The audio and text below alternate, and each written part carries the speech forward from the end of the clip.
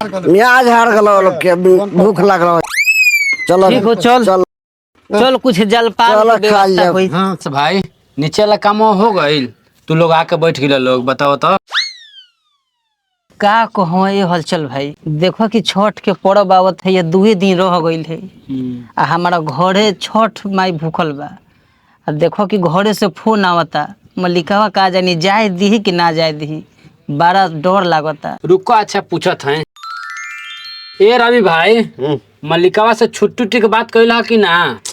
का कहीं रे हलचल, मालिक तो सारा रावण के औलाद छुट्टी मांगता नहीं तो कहता कि माल गड़बड़ ज्यादा। तनी धीरे बोला ए रवि भाई, ना तो मल्लिकावा सुन लेनू तो तनख्वाहे काट ले। ये बेटा हमारा घरे से फोन आइल है, हमारे मेहरारू छठ करता, ने जाए तो घाट पर दौरा कौन ले जाई? ए भाई, हमारे बाबू तो शादी हमर सेट कर दिलो वो नवंबर से पहले। गया कहाँ सब? अभी लंच का टाइम है। ये देखिए सब ऐसा ही काम पड़ा हुआ है, वो अभी लोड नहीं हुआ, छोड़ दिया है सब। चलो देखते हैं कहीं होगा सब। हाँ हेलो, हाँ चला जाएगा चला जाएगा। सर सब वो बैठा हुआ है सब, चलो देखते हैं। ये सब यहाँ पे बैठा हुआ है सब। यहाँ पर सब ए मेंटल मैन, तू लोग यहाँ बैठा हुआ, सारा काम इसी पड़ल है। वो तो काम का इतना लोड है, तू लोग यहाँ आके बैठ गया, अभी लंच का भी टाइम नहीं हुआ। क्या चल क्या रहा है तू लोग का? कुछ ना मालिक, 2 दिन के छुट्टी चाहिए, घरे जाए के बा, काहे कि छठी मैया के पूजा होता। अरे ठीक है, पहले तुम लोग काम देखो, काम का वो इतना प्रेशर है, तुम लोग अभी बैठे हो, लंच में आना, ऑफिस में बात करना तू लोग, ठीक ना? ठीक बा मालिक, प्रणाम। ठीक है, जाओ सब काम पर लग जाओ। चलो थोड़ा इधर देख लेते हैं। बताओ हमनी पे आके गरमाता, उ सारा मालिक बा हैं? ओकरा बुझा तो नहीं खे कि छठ के पर्व बा तो आदमी घरे जाला हैं? तनिको ओकरा बुझाता, हमनी पर तनिको ओकरा दया आवता, हमनी के कुत्ते नु समझ ले बा उ। जो कहता रहे विकास भाई, हम मालिकों के सोचे के चाहिए। हमने बिहारियों के एक एगो महत्वपूर्ण पर्व होला छठ पूजा, ओकरे में साला छुट्टी नहीं खेते तो ओकरा काम कर में छुट्टी दे। अरे भाई मल्लिकावा छुट्टी नहीं दी तो कैसे घरे चलल जाई रे? अरे मालिक छुट्टी देबे ना तो ओकरा फैक्ट्री बंद करल है।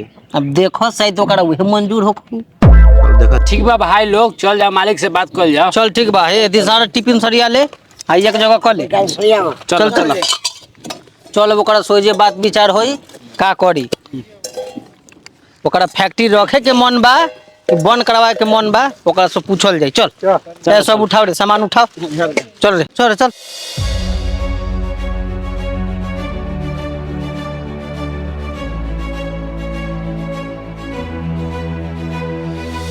तू लोग खड़ा का है यहाँ रे?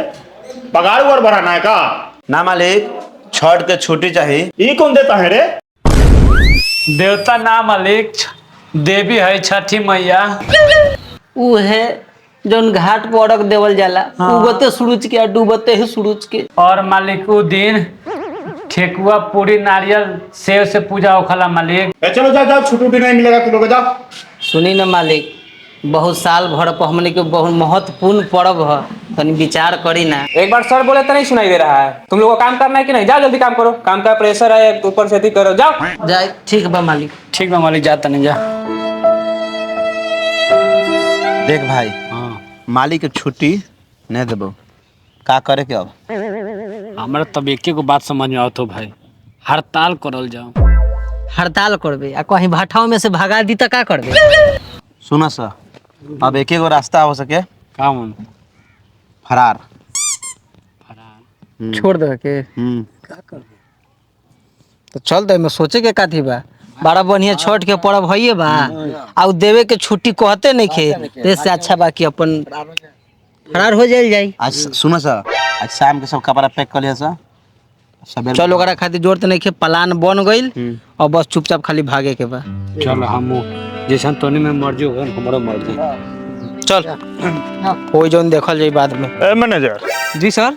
देखो तो सब कहाँ गया, लेबर एको दिख नहीं रहा है, सब सुबह सुबह का टाइम है, एको दिखाई नहीं दे रहा है। देखो तो जरा किधर है वो लोग? ठीक है सर, पता करो पता करो। देखते हैं सर।